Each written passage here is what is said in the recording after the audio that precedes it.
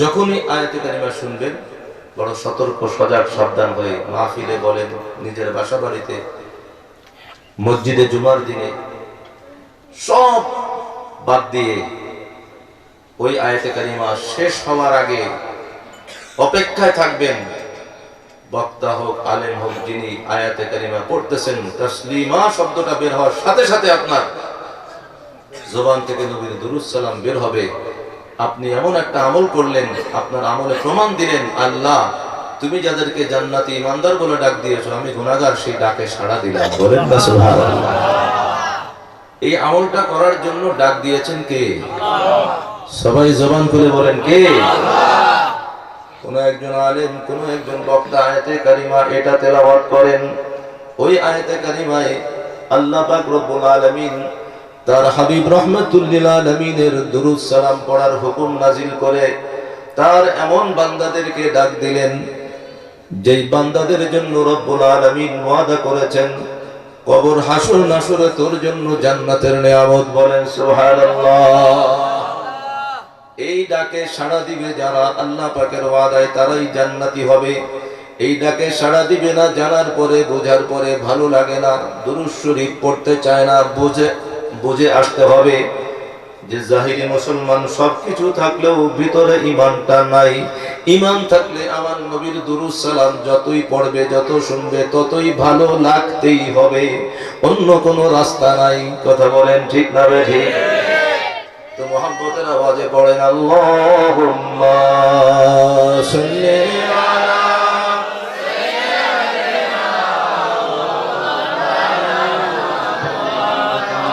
ওয়া আলি।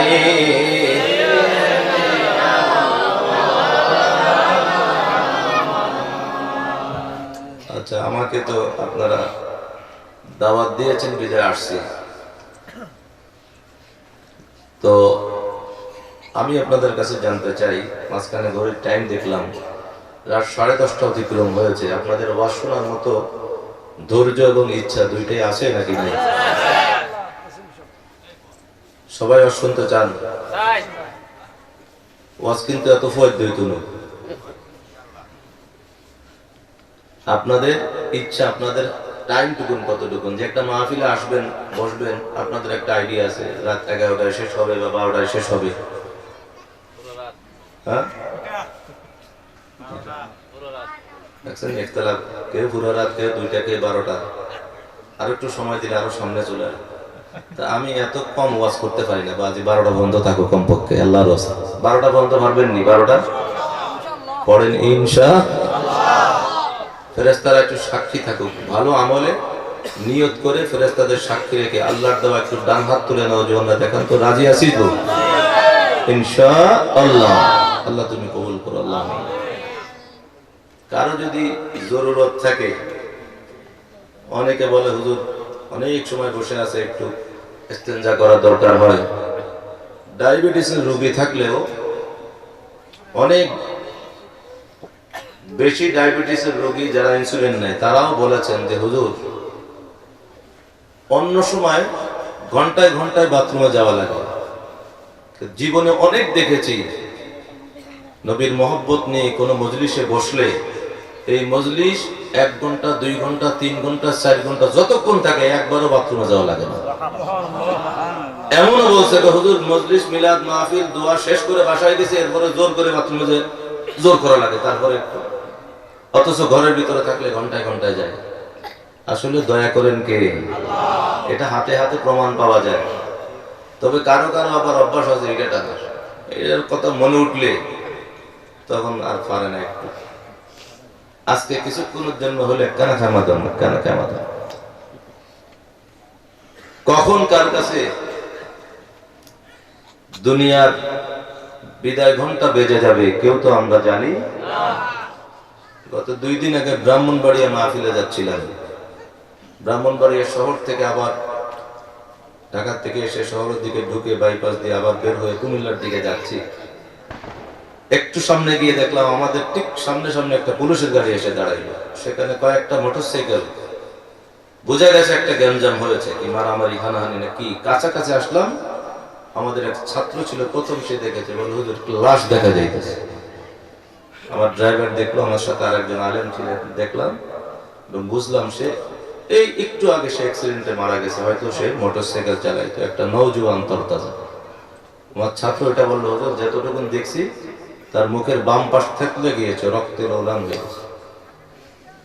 ওই ছেলেটা ঘর থেকে যখন এইরকম অনেক অ্যাক্সিডেন্ট মিডিয়ায় প্রতিদিন দেখা যায়, ঘর থেকে যখন বের হচ্ছে তখন কি আর জানে যে আর এভাবে ঘরে ফেরার তার কপালে নাই?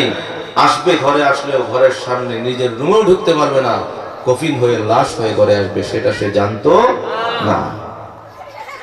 জানার আগে যখন সাবধান হতে হবে, আমরা সেই সাবধান হতে পারি না। আল্লাহ তাআলা আমাদেরকে সাবধান হওয়ার তৌফিক দান করুন, বলেন আমিন। একটু মহব্বতে পড়েন আল্লাহুম্মা সাল্লি আলা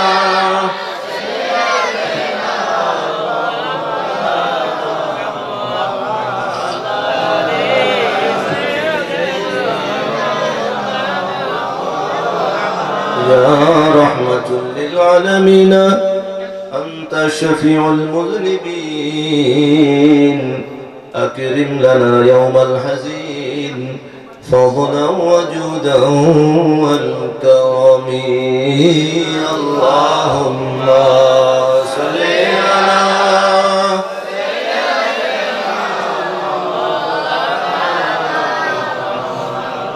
وعلى آل سيدنا আরে নূর নবীজির আগমনে জগৎ হইল উজালা, পড়েন সুবহানাল্লাহ। আমার দয়াল নবীর আগমনে জগৎ হয়েছে উজালা। এটা বুখারী মুসলিম সহ অনেক হাদিসের কিতাবে এই হাদিস শরীফ লিপিবদ্ধ হয়েছে। নবীকে সামনে রেখে নবীজির জলিলুল কদর সাহাবী নবী চাচা যান বলেছিলেন, ইয়া রাসূলুল্লাহ, আপনি যেই দিন দুনিয়ায় তাশরীফ আনলেন, আপনার মিলাদ হলো, মিলাদুন নবীর সাথে সাথে আপনার নূরে তামাম পৃথিবী চতুর্দিকে আলোকিত হয়েছিল, বলেন সুবহানাল্লাহ। আরে নূর নবীজির আগমনে জগৎ হইল উজালা, তাহার শানে দুরূদ পড়ো ওহে মুমিন নিরালা, আল্লাহুম্মা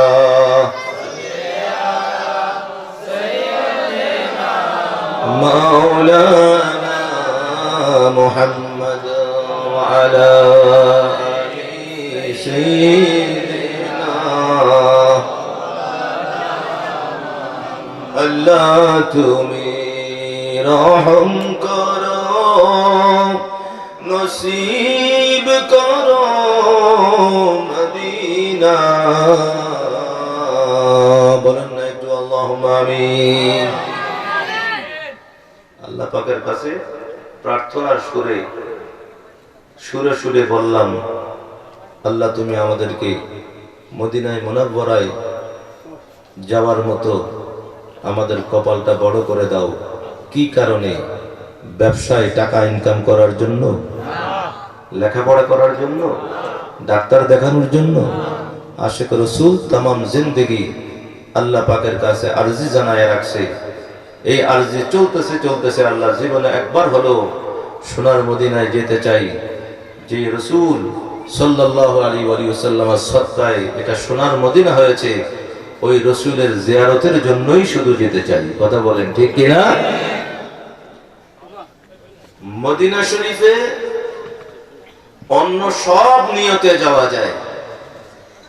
কারো যদি একটা ভিসা আসে যে সেখানে ভালো চাকরি, মাসে বাংলাদেশি 1 লাখ টাকা পাওয়া যাবে, এতটুকুন হলেও অনেক ভালো চাকরি, ভালো আকামা পাইছে। বাংলাদেশের কোনো মাওলানা মৌলবী মুফতি ফতোয়া দেয় না যে তুমি চাকরি করার নিয়ত করে ঘর থেকে মদিনা শরীফ যাবা, এটা জায়েজ হবে না, এটা কেউ ফতোয়া দেয় না। ওই মৌলবী সাহেব যে দলেরই হোক না কেন, আহলুস সুন্নাত ওয়াল জামাতের অনুসারী হলেও একই কথা। 72 ফেরকা জাহান্নামীদের অন্তর্ভুক্ত যারা, তারা হ্যাঁ খুব ভালো হয়েছে, খাওয়ায় দাওয়ায় যখন বলবে হুজুর দোয়া করে, হ্যাঁ বহুত দোয়া, দোয়ানো কি? যদি বলে আমার ছেলেটা মদিনা ইউনিভার্সিটিতে চান্স পাইছে, বলে হ্যাঁ অনেক ভালো হয়েছে, তো বাড়ির থেকে যেদিন রওনা দিবে সেদিন তার একটা নিয়ত আছে না নাই? কেন সে বাড়ির থেকে কদম ফলাইতেছে, মা বাবার কাছ থেকে দোয়া নিতেছে, কাঁদতেছে, কান্নাকাটি করে বিদায় নিচ্ছে, সে মদিনা শরীফের মধ্যে ওখানে একটা ইউনিভার্সিটি আছে, সেখানে পড়তে যাবে, সেই নিয়তেও যাইতে পারবে, অন্য সকল নিয়তে যাইতে পারবে। সুন্নিরাও বলে 72 ফেরকা জাহান্নামী, তারাও বলে, কিন্তু একটা বেলায় এসে সুন্নিরাই শুধু বলে, অন্যরা কেউ বলতে চায় না। বলে না তো বলে না, আরো উল্টা বলে, যেই রাসূলের সাদকায় মদিনা মুনাওয়ারা কিয়ামত পর্যন্ত ঈমানদারের জন্য সব দিক থেকে নেয়ামত। পড়েন না সুবহানাল্লাহ। তুমি কামাই রুজি করতে যাও, তুমি লেখাপড়া করতে যাও, ইজ্জতওয়ালা হতে চাও, নিয়তটা যদি দয়াল নবীর নিসবত নিয়ে মাওলার দরবারে করতে পারো, তোমার প্রত্যেকটা আমলই আমার আল্লাহ পাকের দরবারে কবুল হবে, বেহেশতে যাওয়ার সামান হবে। সেই মদিনাতুত তৈয়্যিবার যত নিয়ামত রয়েছে পেয়েছি রহমাতুল লিল আলামিনের উসিলায়, এটা অস্বীকার করার কোনো উপায় আছে নাকি? নাই। যেই রাসূলের সাদকায় মদিনায় মুনাওয়ারায় এত ফায়দা পাওয়া যায়, সব ফায়দা ভালো লাগে, ওই রাসূলের জিয়ারতে যাইতে চায় না যারা, অবশ্যই অবশ্যই আবার উল্টা ফতোয়া দেয় যারা, রাসূলের জিয়ারতে যাইলে নাকি সবরটা গোটা হারাম হয়ে যায়। কন্না নাউজুবিল্লাহ।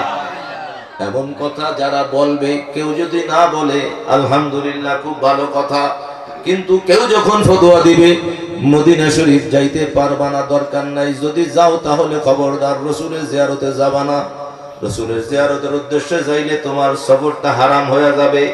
এ কথা কেউ যদি বলে, ঈমানদার তখন শোনার পরে চুপচাপ থাকবে, আর হাক্কু আর মামু আর কুল্লা হই, অসুবিধা নাই, আর এক সমাজত থাকি একখানা মিলেমিশি মহব্বত করি, তাহম করিব হইলে কি যজ্ঞই না। ঈমানদার হলে সে কথা বলতে পারবে না, নরমে হোক গরম হোক, আপনাকে যে এ কথা বলেছে অবশ্যই তাকে সেটা উজ্জ্ব করার জন্য এক নম্বর আপনার ঈমান থাকলে দায়িত্ব বাধ্য করতে হবে।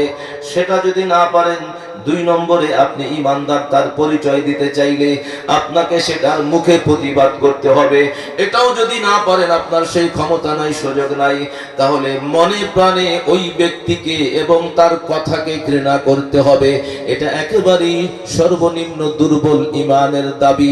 এটাও যদি না করেন, মিলেমিশে মহব্বত করে থাকবেন, তাহলে আপনি ঈমানদারের ভিতরে আছেন, সেই গ্যারান্টি কেউ আপনাকে দিতে পারবে না। কারণ আমার দয়াল নবী বলেছেন, অন্যায় দেখলে সেখানে তুই ঈমানদার নাকি তোর ভিতরে ঈমান নাই, এটার প্রমাণ এবং পরিচয় দেওয়ার জন্য তিনটা রাস্তা আছে। এক নম্বরে, সেই অন্যায়কে তোর ক্ষমতা যদি থাকে স্তব্ধ করে দিতে হবে, আর অন্যায় হতে পারবে না এমন ভাবে এটাকে বন্ধ করতে হবে, কঠিন হস্তে দমন করতে হবে।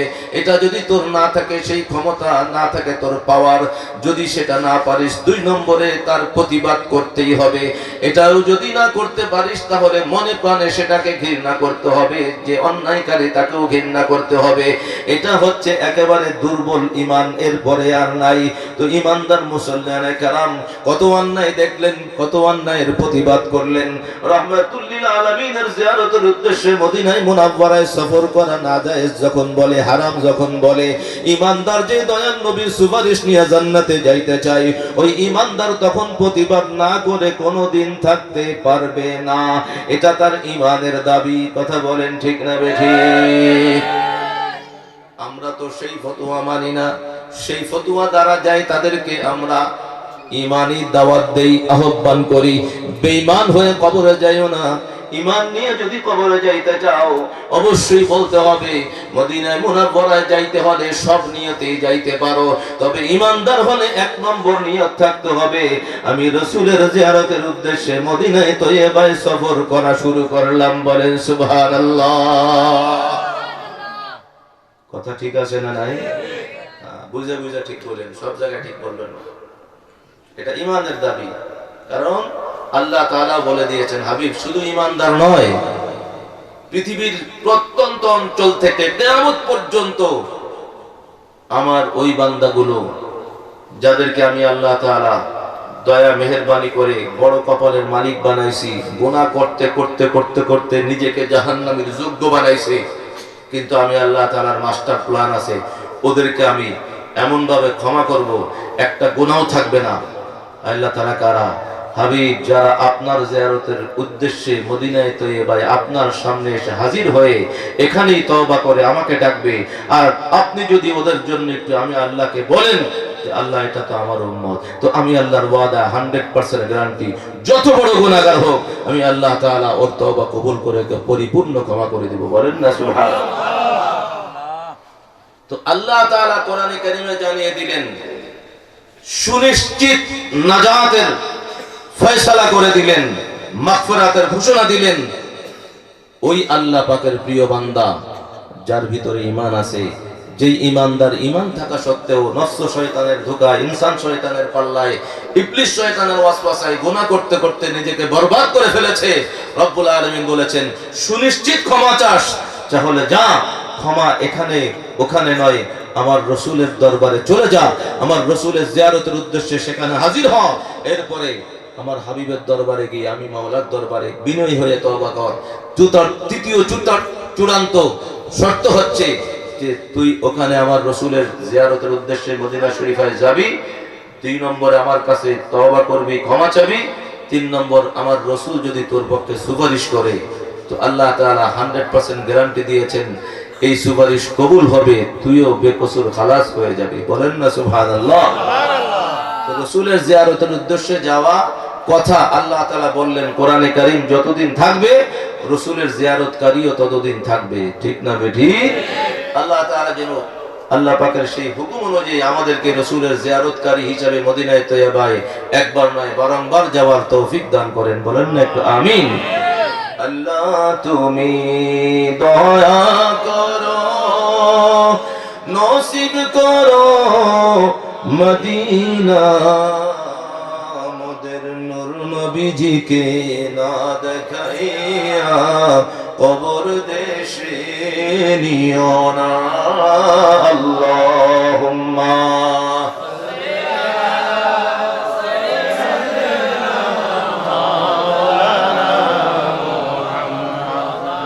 আলা আলি সাইয়্যিদিনা মুহাম্মদ রব্বি সাল্লি ওয়া সাল্লিম ওয়া বারিক আলাইহি। একটু জবানটা খুলে উচ্চ আওয়াজে পড়েন আলহামদুলিল্লাহ ওয়া শুকরুলিল্লাহ ওয়া সালাতু ওয়া সালামু আলা রাসূলিল্লাহ। পবিত্র ফাতিহা ইয়াজদহম উদযাপন উপলক্ষে জাগো সুরাতুন দস্তগীর সুন্নি কনফারেন্স এই ইমানি নুরানি ইরফানি জান্নাতি মাহফিলের সুযোগ্য স্বনামধন্য সভাপতি উস্তাদুল আসাতিজা হাজারো মুহাদ্দিস মুফতি মুফাসসিরগণের উস্তাদ, মাদ্রাসায়ে তৈয়বিয়া সুন্নিয়া ফাজিল চন্দ্রগোনার সুযোগ্য স্বনামধন্য সিনিয়র আরবি প্রভাষক বিশিষ্ট আলেম দ্বীন হযরতুল হাজ আল্লামা মুহাম্মদ নুরুল আলম আল কাদেরী সাহেব হুজুর জিদা মাজদুহু ওয়া ইলমুহু হায়াতুহু, সবাই বলেন আল্লাহুম্মা আমিন।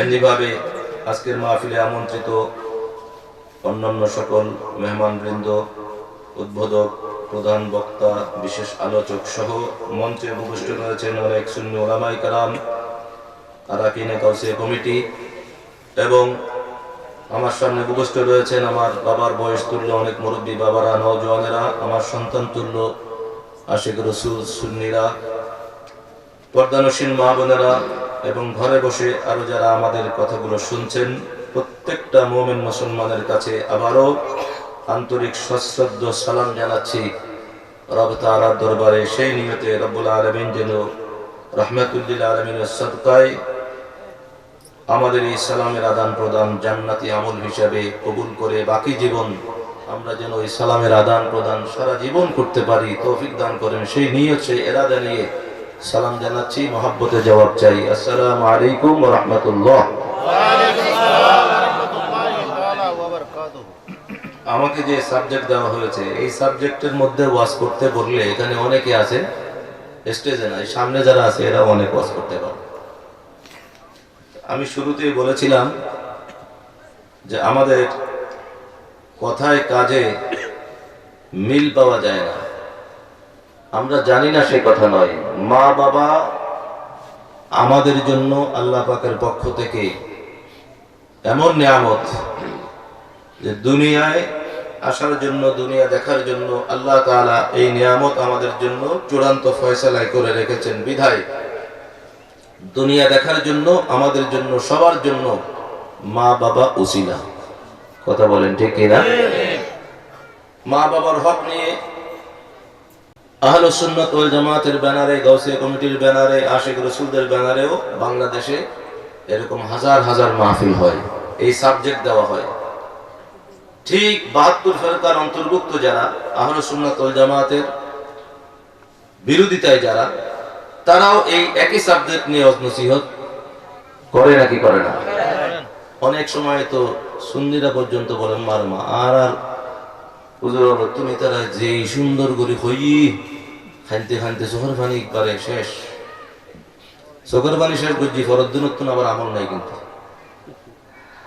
আর কোন বক্তা যে কোনো ভাবে শরীয়তের আলোকে কোরআন হাদিসে আছে না নাই এটার দরকার নাই, রং ঢং হাসা মিশা গল্প বানাইয়া একটু যদি চোখের পানি ফেলতে মার মাঝে ওয়াজগুজি একবারে ফান্দায় ফেলাই, আর কেউ যদি কোরআন হাদিস থেকে কথাগুলো সুন্দর করে সত্য কথাগুলো বলে কান্দাইতে পারে না, কি ওয়াজগুজি লোক গমন শান্তি না আছে না নাই? কথা কোন আছে না নাই? আল্লাহ পাকের দয়া তাদের উপরে হয়। কাঁদতে পারে কারা, আগে সেই ওয়াজ শুনেন, তারপরে মা বাবার কথায় যাবে। যে বক্তা যেভাবে ওয়াজ করুক, মাহফিলে অনেকে কাঁদে, ডানে বামে সবাই কাঁদে, মাঝখানে একজন আছে জীবনেও কোনদিন কাঁদতে পারে না। এরকম মুসলমান আছে না নাই?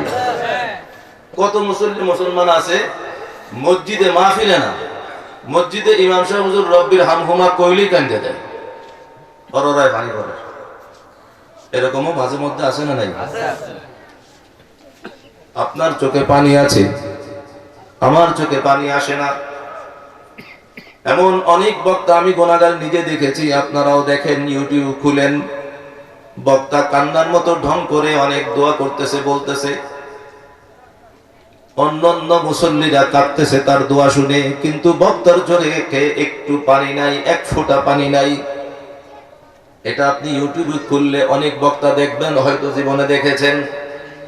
আর একজন সাধারণ মানুষ, একেবারে গরিব দুঃখী মানুষ, অশিক্ষিত মুসলমান, তার চোখ থেকে মার কথা শুনে, বাবার কথা শুনে, আল্লাহ পাকের ধমকের কথা শুনে, কবরের আযাবের কথা শুনে, জাহান্নামের আযাবের কথা শুনে চোখ থেকে পানি টপ টপ করে পড়তেছে। সমাজের মধ্যে লোকটার কোনো দাম নাই, গরিব মানুষ, রিক্সা চালায়, ধান খেতে চাষাবাদ করে, এভাবে তার ডানে ভাবে অনেক চৌধুরী বংশের টাকাওয়ালা পয়সাওয়ালারা আছে, ওদের চোখ থেকে পানি পড়তেছে না, কত আযাবের কথা শুনতেছে।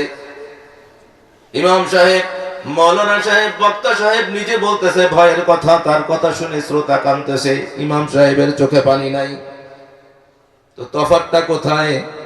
আপনি চৌধুরী বংশ, আমি জমিদার বংশ, আর একজন গরিব দুনিয়া মানুষ, বংশ পর্যন্ত তেমন পরিচয় দেওয়ার মতো নাই, ওর চোখে পানি আসে। আল্লাহর কসম করে আপনাকে আমাকে জানতে হবে, মানতে হবে, আপনার আমার চোখে পানি নাই। আমি বড় মোল্লা, বড় মুফতি, বড় মুহাদ্দিস, বড় জমিদার বংশ, বড় চৌধুরী বংশ, বড় টাকাওয়ালা, কোটি টাকার মালিক, কিন্তু আপনার সামনে যে কাঁদতেছে কিছু যদি না থাকে, আমার আল্লাহর প্রিয় নবী রাহমাতুল লিল আলামিন বলেছেন, হে মোল্লা মৌলবী, টাকাওয়ালা, পয়সাওয়ালা, জমিদার বংশ, চৌধুরী বংশ, তোর চাইতে আমার মাবুদের দরবারে ওই গরিব মানুষটা যার চোখে পানি অনেক বড় বেশি দামি। বলেন সুবহানাল্লাহ। কেন দামি হয়েছে? এই চোখের পানি ফেলতে পারেন নাই। অনেক নওজোয়ান আছে এখন পর্যন্ত আল্লাহ পাকের ভয়ে আল্লাহ তাআলার কাছে কান্নাকাটি করে, যখন অন্যরা দোয়া করে, এমন কত দোয়ার মজলিসে চেয়েছিল।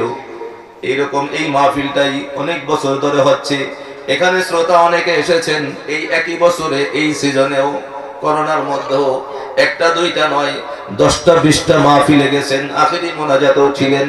ওই আখিরি মোনাজাতেও অনেকে কাঁদছে, আপনি কাঁদতে পারেন নাই।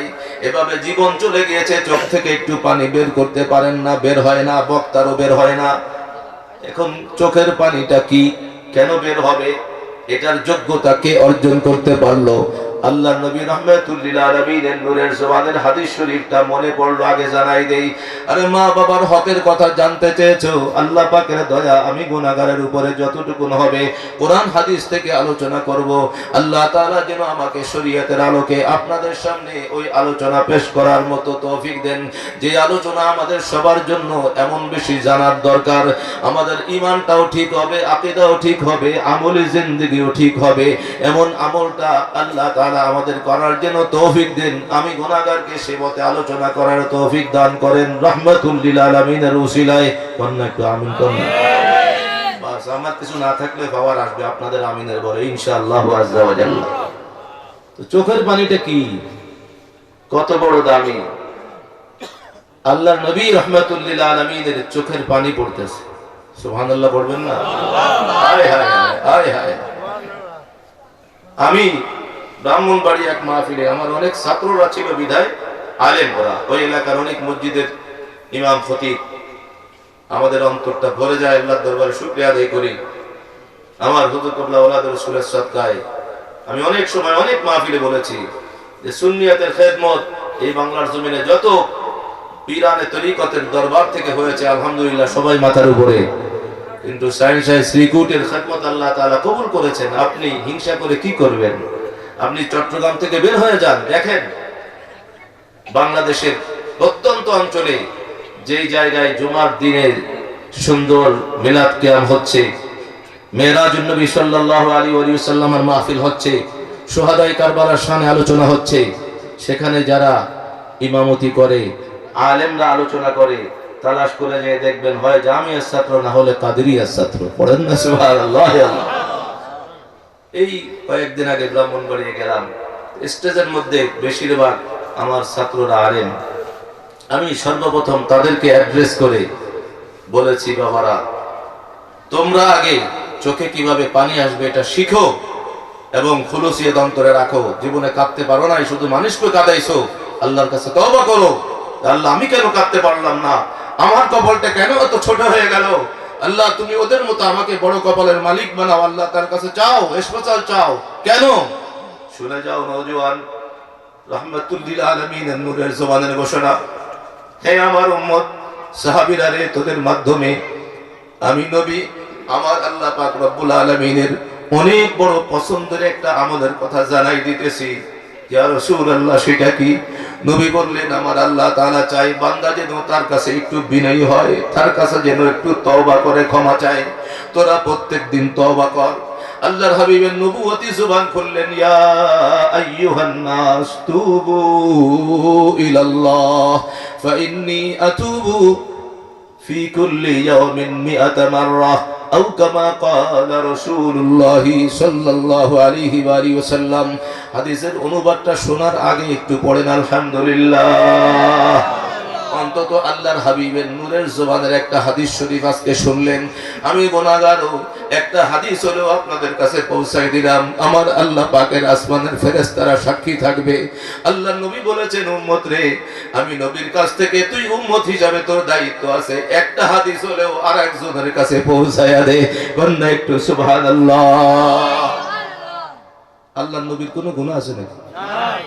আমরা সবাই এটা জানি, স্বাভাবিক কমন সেন্স আমাদের, অর্থাৎ আমাদের সহজ স্বাভাবিক একটা বুঝ আছে যে তওবা করে কে? আমি গুনাহগারের জন্য তওবা করি। কথা কন ঠিক কি না? এই গুনাহ ছাড়া তওবা করা যায় না। তওবা কি শুধু গুনার জন্য? না, তওবা করবে। আল্লাহ তাআলা বলেছেন, যেই বান্দা তওবা করার সময় আমাকে নিজের সামনে ছোট থেকে ছোট ছোট করে, আমি আল্লাহর ওয়াদা ও আমার সামনে নিজেকে ছোট করবে আর আমি আল্লাহ তাআলা ওর উপরে উঠাইয়া দেব। বলেন না সুবহানাল্লাহ। আল্লাহর নবীর কোনো গুনাহ নাই। কেউ যদি মনে করে একটা না একটা না আসি, তুমি ঈমানদার হতে পারবা না। নবী রাহমাতুল লিল আলামিন কেন? সাইয়্যিদুনা আদম নবী সফিউল্লাহ আলাইহিস সালাম থেকে শুরু করে ঈসা নবী, রূহুল্লাহ, আলাইহিস সালাম পর্যন্ত কোন নবী রাসূলগণের কোনো গুনাহ নাই। এটা আহলুস সুন্নাহ ওয়াল জামাতের আকীদা। সকল নবী রাসূলগণ নিষ্পাপ মাসুম। একটু মহব্বতের আওয়াজে বলেন সুবহানাল্লাহ। যেই নবীজির কোনো গুনাহ নাই, যেই নবীজির নাম মোবারকের উসিলা রব্বুল আলামিন হাজার লক্ষ কোটি গুনাহগারকে ক্ষমা করে জান্নাত দান করবেন, ওই নবী বলতেছেন আমার উম্মত রে, আমার মাবুদের পক্ষ থেকে আমার মাবুদের হুকুম হিসাবে তোদেরকে বড় একটা আমার মাবুদের পছন্দের আমল বলতেছি, তোরা তওবার আমল করার অভ্যাস গড়ে নে। কেন তোরা তওবা করবি? যদি রসুলকে সত্যি সত্যি ভালোবাসা থাকিস, সত্যি যদি আমি রসুলের উপরে তোদের যথাযথ তাজিম মহব্বত ভালোবাসা ঈমানটা থাকে, বোঝার জন্য তোদের একেবারেই যথেষ্ট হবে, আর কোন রকম দলিল দিয়ে বোঝাতে হবে না। আমি নবী জানাই দিতেছি তোদেরকে তওবা করতে কেন বলেছি। আমি নবী প্রত্যেক দিন 100 বার তওবা করি, বলেন সুবহানাল্লাহ। আল্লাহ।